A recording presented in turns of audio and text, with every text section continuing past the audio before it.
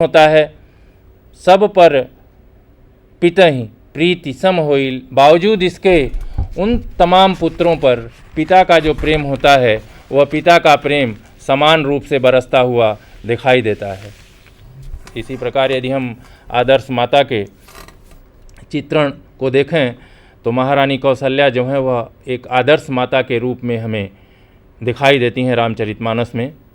तुलसीदास वर्णन करते हुए उन्होंने कहा है कि वे इतने सरल स्वभाव की हैं कि राजा दशरथ के विरुद्ध एक शब्द भी नहीं बोलती, अपितु यही कहती हैं कि यदि राज्य देने के बारे में कहकर पिता ने तुम्हें वनवास दिया है तो मुझे लेस मात्र भी दुख नहीं है।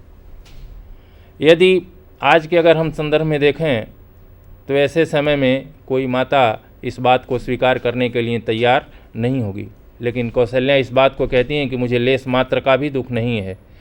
दुख केवल इस बात का है कि यदि तुम्हारे बिना भरत को, महाराज को और प्रजा को बहुत भारी दुख होगा, बड़ा ही क्लेश होगा।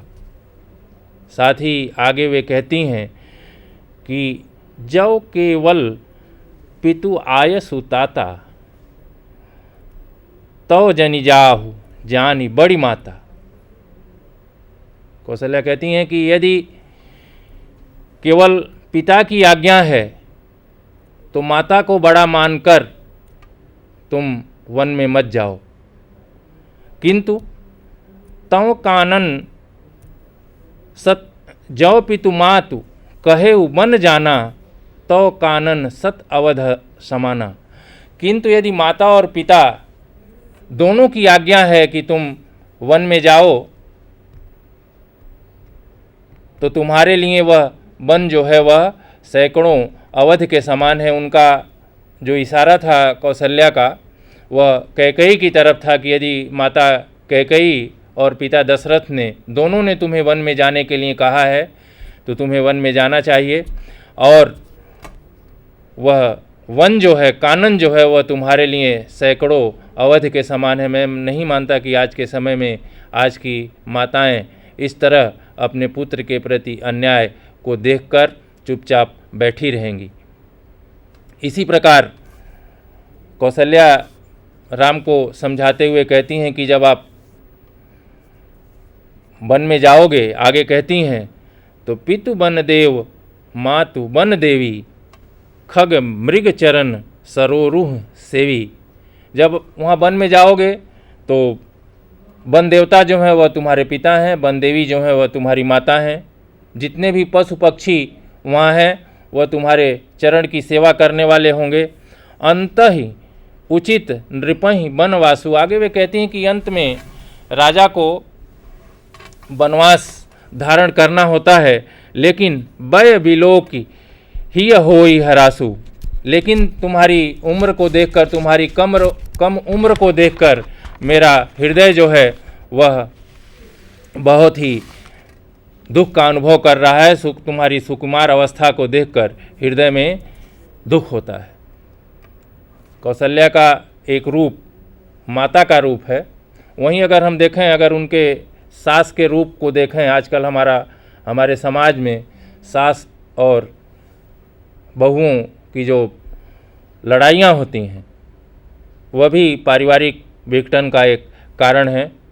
आजकल अपने टीवी चैनल्स पर आने वाली जो विविध सीरियल हैं वह भी इसमें अपनी एक अहम भूमिका निभा रही हैं कि किस तरह से, अगर हम कहें तो ये कह सकते हैं कि पूरा एक षड्यंत्र किस तरह से किया जाता है, उसका एक नज़ारा आज के ज़्यादातर जो सीरियल्स हैं उनमें हमें देखने को मिलता है। लेकिन तुलसी ने रामचरितमानस में कौशल्या और सीता के बीच का जो प्रेम है उसको किस तरह से चित्रित किया है।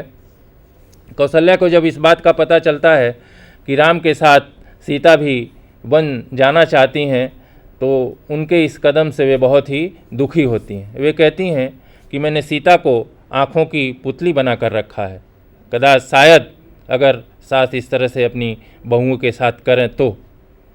आगे वे कहती हैं कि मैंने तन मन से, प्राण से सीता को चाहा है। अपने प्रेम रूपी जल से हमने उन्हें सींच सींच कर उनका पालन पोषण किया है। जब वे फलने फूलने लगी तो विधाता जो है वह उल्टा हो गया। आगे वे सीता की सुकुमारता का वर्णन करते हुए कौशल्या कहती हैं, पलंग पीठ तजी गोद हिंडोरा, सियन दीन पगु अमनि कठोरा। कौशल्या कह रही हैं कि सीता जी तो पलंग छोड़कर सीधे हिंडोरे में अर्थात झूले में जाकर बैठ जाती हैं।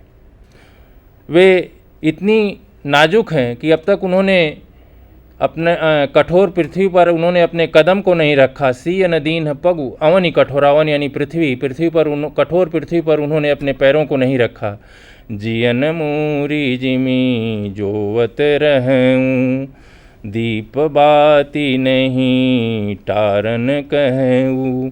संजीवनी बूटी की भांति मैंने सीता की रक्षा की है और उनकी नाजुकता को देखते हुए, उनकी कोमलता को देखते हुए अभी तक मैंने उन्हें दीपक की बाती टारने के लिए भी नहीं कहा। दीप बाती नहीं टारन कहूँ, टारन यानी बढ़ाने के लिए।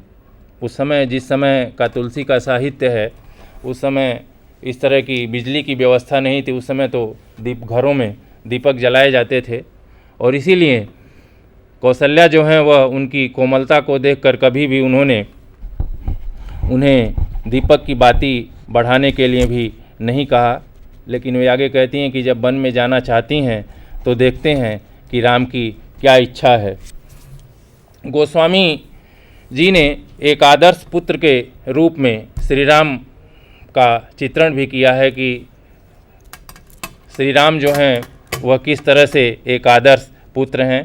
तुलसी ने उनके चरित्र का वर्णन करते हुए कहा है कि वे परम उदार, सच्चरित्र, अनुकूल और प्रतिकूल परिस्थिति में सम रहने वाले माता पिता के आज्ञाकारी पुत्र हैं। राजा दशरथ जब राम के राज्याभिषेक की बात आती है और विशेषकर उस समय कि जब राम अपने भाइयों के साथ विवाहोपरांत अयोध्या में प्रवेश करते हैं, उस समय एक दिन राजा दशरथ जो हैं वह दर्पण के पास जाकर खड़े होते हैं, अपने मुकुट को सीधा करते हैं। तुलसी ने उस समय का जिक्र किया है, उन्होंने लिखा है कि श्रवण समीप भय सित केसा। जब उन्होंने देखा कि कान के पास के जो बाल हैं वे सफ़ेद हो गए हैं, तब उस समय राजा दशरथ को ये एहसास होता है कि अब मुझे राज्य का संचालन जो है वो अपने बड़े पुत्र राम को सौंप देना चाहिए। और इसीलिए वे अपने मंत्रियों, गुरु वशिष्ठ, सचिवों सबको बुलाते हैं और उनसे सलाह मशविरा करते हैं। गुरु वशिष्ठ भी इनके इस कदम से प्रसन्न होते हैं और अपनी स्वीकृति प्रदान करते हैं। उस समय गुरु वशिष्ठ जो हैं वह अपना संदेश लेकर राम के कक्ष में जाते हैं। राम तुरंत उठकर उनका अभिवादन करते हैं। गुरु से कहते हैं कि आपने यहाँ तक कष्ट क्यों किया, अगर आपने हमें बुलवा लिया होता तो मैं स्वयं आ जाता। जब गुरु वशिष्ठ उन्हें राज्याभिषेक की बात या युवराज पद देने की बात करते हैं तो तुरंत राम जो हैं वो अपने पिता के पास जाकर कहते हैं, जन्मे संग एक सब भाई, भोजन शयन केली लरिकाई, करन वेद उपबीत बियाह, संग संग सब भये उछाह, बिमल बंसु यहू अनुचित एकु, बंधु विहाई बढ़े अभिषेकु। राम कह रहे हैं अपने पिता से कि हम सभी भाइयों का जन्म एक साथ हुआ है। भोजन समय केली लड़काई, हमारा बचपन साथ साथ में बीता, हमने साथ साथ भोजन किया, हमने साथ साथ सोया, हम साथ साथ क्रीड़ाएँ की। करण वेद अर्थात कंछेदन, यज्ञोपवीत हमारे विवाह, तमाम प्रकार के जो उत्सव थे, उत्साह थे, वे सब हमारे साथ साथ हुए हैं। लेकिन विमल वंश अर्थात निर्मल वंश में, निर्मल खानदान में अगर हम कहें तो सबसे बड़ी अनुचित बात जो है वह यह है कि तमाम भाइयों को छोड़कर बंधु बिहाई, बिहाई यानी छोड़ना, सारे भाइयों को छोड़कर बड़े का ही राज तिलक क्यों, बड़े का ही अभिषेक क्यों? ये प्रश्न जो है वह राम अपने पिता के समक्ष करते हैं कि आज के समय में हम ये कल्पना कर सकते हैं कि कोई बड़ा पुत्र यदि उसका बाप उसे संचालन की जवाबदारी सौंपता है, जिम्मेदारी सौंपता है, तो कोई पुत्र अपने पिता से इस तरह का प्रश्न कर सकता है? नहीं करता है। राम ने अपने पिता से ये प्रश्न किया। और अगर हम अपने चरित्र में इस तरह के भाव को पैदा करें, हम राम को भगवान तो मानते हैं लेकिन हम उनके गुणों का अनुसरण नहीं करते। ज़रूरी है कि हम उनके गुणों का भी अनुसरण करें।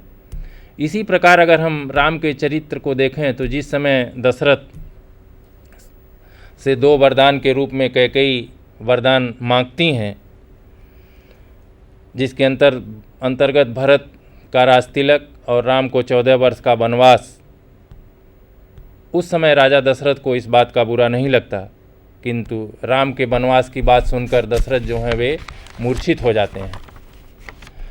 सवेरा होने पर कैकेयी राम को बुलाती हैं। दशरथ की दीनहीन दशा का कारण जब कैकेयी से पता चलता है तो वे अपने पिता से कहते हैं राम कि पिताजी, इस तुच्छ बात पर आप इतना दुखी क्यों हैं? इस मंगल समय के समय सोच छोड़कर, चिंता छोड़कर आप मुझे वन में जाने की आज्ञा दीजिए। यदि राम चाहते उस समय तो अपने पिता को बंदी बना सकते थे। पूरी अयोध्या की जो प्रजा थी वह राम का राज्याभिषेक देखने के लिए लालायित थी, उत्साहित थी। लोग इंतज़ार कर रहे थे कि कब सवेरा हो और राम का राज्याभिषेक हो। ऐसे समय में अगर वो चाहते तो राजा को बंदी बनाकर और अयोध्या के राज सिंहासन पर बैठ सकते थे, लेकिन उन्होंने ऐसा नहीं किया और उन्होंने अपनी माता पिता की आज्ञा के अनुसार वन में कष्ट सहने के लिए राज्य छोड़कर चले जाते हैं। क्या आज के समय में हम कल्पना कर सकते हैं कि हम इस तरह से अगर अपने पिता के साथ कोई अन्याय, पिता अगर हमारे साथ अन्याय कर रहा है तो हम उसे सहर्ष स्वीकार कर पाएंगे? ज़रूरत इस बात की है कि हम राम के इन गुणों में से कुछ सीखें, जिससे हम अपने परिवार को मजबूत करें, अपने समाज को मजबूत करें। रामचरितमानस के अगर हम दूसरे चरित्र को देखें, भरत को देखें, तो भरत भी एक आदर्श भाई के रूप में हमारे सामने आते हैं। भरत जिस समय राम का राज्याभिषेक होने वाला था उस समय भरत और शत्रुघ्न ननिहाल में थे। भरत जैसे ही ननिहाल से लौटकर अयोध्या में आते हैं और अपनी माता कैकेयी से राम के वनवास और अपने राज्याभिषेक की बात सुनते हैं, उस समय उन्हें इस बात का एहसास हो जाता है कि वे स्वयं ही इस सारे अनर्थ की जड़ हैं।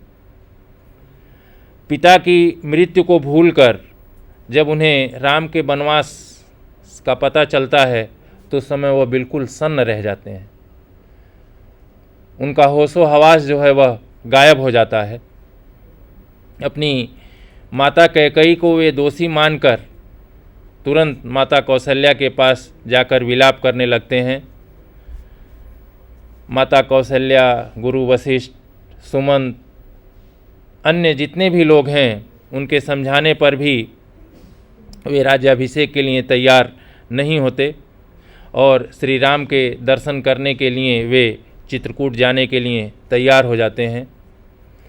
मार्ग में जब भरत जाते हैं तो प्रयागराज में जाकर गंगा यमुना के संगम में वे स्नान करते हैं और स्नान करने के बाद प्रयागराज से हाथ जोड़कर यही वरदान मांगते हैं कि अर्थ न धर्म न काम रुचि, गति न चाहूँ निर्वाण, जन्म जन्म रति राम पद, यह वरदान न आन। प्रयागराज से भरत कहते हैं कि मुझे न तो अर्थ की चिंता है, न ही मुझे धर्म की चिंता है, न ही काम की, और न ही निर्वाण अर्थात मुझे मोक्ष की कामना है। अर्थात न तो मैं धर्म चाहता हूँ, न तो मैं अर्थ चाहता हूँ, न तो मैं काम चाहता हूँ, और न ही मैं मोक्ष चाहता हूँ। यदि मैं कुछ चाहता हूँ तो यह है कि जन्म जन्मांतर तक मेरा जो प्रेम है वह प्रेम श्री राम के चरणों में विद्यमान रहे। जब भरत चित्रकूट पहुँचते हैं तो वे वहाँ से राम को अयोध्या वापस लाने का आग्रह करते हैं और स्वयं वन में 14 वर्ष रहने की जिद करते हैं वे। उस समय राम उनसे यही कहते हैं कि मैं पिता के वचनों से बंधा हुआ हूँ, मैं वन में माता और पिता के वचन का पालन करने के लिए आया हूँ, और इसका पालन करने के बाद 14 वर्ष के बाद ही मैं अयोध्या वापस आऊँगा। तब तक तुम अयोध्या के राज्य की देखभाल करना। भरत मजबूर होकर राम की खड़ाऊँ मांगते हैं और उसे लेकर अयोध्या वापस लौटते हैं। राज सिंहासन पर वे राम की खड़ाऊँ को रखकर 14 वर्ष तक राज्य का संचालन करते हैं। मुनियों की भांति वे जटाजूट बढ़ाकर वल्कल वस्त्र पहनकर पृथ्वी पर शयन करते हैं। अगर हम एक प्रकार से देखें तो राम के नाम पर भरत जो हैं वह अयोध्या का राज्य संचालन कर रहे हैं। एक तरह से वे स्वयं अयोध्या में रहकर तपस्या कर रहे हैं। सभी प्रकार के भोगों का उन्होंने त्याग कर दिया है, फल आदि खाकर अपना जीवन यापन कर रहे हैं भरत। अगर वास्तव में देखा जाए तो भरत जो हैं वह संसार में धर्म की धुरी हैं। आज ऐसे हमारे परिवार में ऐसे भाइयों की ज़रूरत है कि जिसके माध्यम से